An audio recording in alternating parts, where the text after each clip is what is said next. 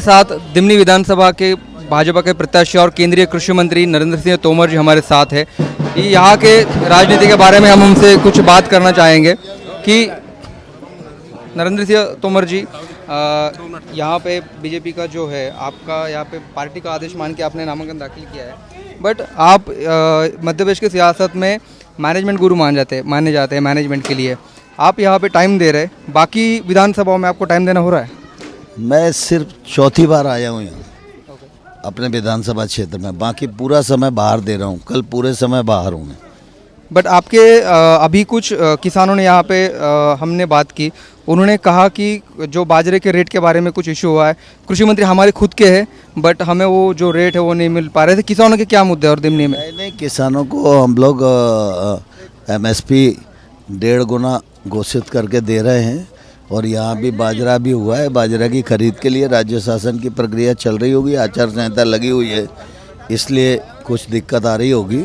बाकी पहली सरकार मोदी जी की सरकार है जिसने MSP का मैकेनिज्म बनाया, और साल में 2 बार रबी और खरीफ में उस मैकेनिज्म के अनुसार लागत पर 50% मुनाफा जोड़कर MSP घोषित की जाती है।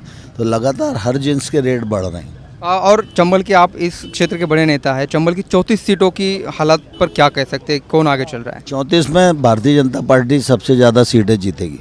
तो ये थे भाजपा के दिमनी के प्रत्याशी और केंद्रीय कृषि मंत्री नरेंद्र सिंह तोमर जी, और इनके साथ साथ हमारे साथ और इनके पास कुछ भाजपा के कार्यकर्ता भी है जो जिससे हम बात करने की कोशिश करेंगे। अभी वो नरेंद्र सिंह तोमर जी यहाँ से प्रचार के लिए रवाना हो जाएंगे। उसके बाद हम कुछ भाजपा के जो कार्यकर्ता है उनके साथ भी बात करने की कोशिश करेंगे। यहाँ पे कुछ भाजपा के कार्यकर्ता है। आप मुझे बताइए, आप किसको वोट देंगे? बीजेपी को। क्यों, क्या दिया है उन्होंने? सब कुछ दिया है। आप दिमनी के हैं? आप दिमनी के ही है? मैं रानपुर गांव है, दिमनी क्षेत्र में पड़ता है।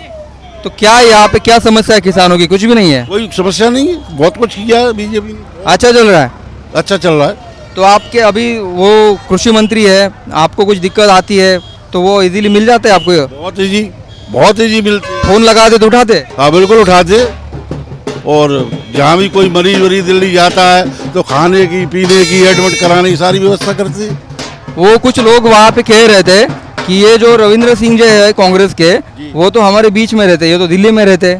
नहीं, समय समय पे आते हैं, सबके यहाँ फेरा करते हैं, शादियों में जाते हैं जब टाइम मिलता।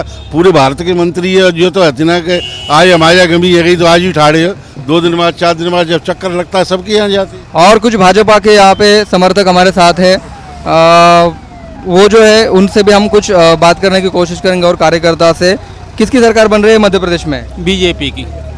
कैसे? उसके लिए बहुत सीटें लगती है, उतनी सीटें आ रही है? आ रही हैं। कितनी सीटें आ रही है? 140। 140 आ रही है। और दिमनी में क्या हो रहा है? दिमनी में देखो क्या होता है। अब तक तो भाजपा तीसरे नंबर पे थी, अचानक पहले पे कैसे आएगी? अब पहले पे आएगी। कैसे आएगी? चेहरा भी तो बड़ा है ना बीजेपी में, इसलिए पहले पे आएगी। तो ये लोग कह रहे हैं बीजेपी के समर्थक। हमने कुछ देर पहले कांग्रेस से भी बात की, वो कह रहे हमारे मुद्दे अलग है, किसानों के मुद्दे हैं। केंद्रीय कृषि मंत्री कह रहे हैं कि हम सिर्फ यहाँ पे अब तक 4 बार आए हैं, बाकी हम बाकी विधानसभाओं का दौरा कर रहे हैं। तो देखते हैं दिमनी की जो सबसे हॉट सीट है मध्य प्रदेश की हॉट सीटों में से कि वहाँ पे क्या होता है, कुछ ही दिन में पता चल जाएगा। तब तक के लिए NBT के लिए मेरे सहयोगी पाचंद्र कुमार टेमरे के साथ में विशाल बड़े, दिमनी, मुरैना।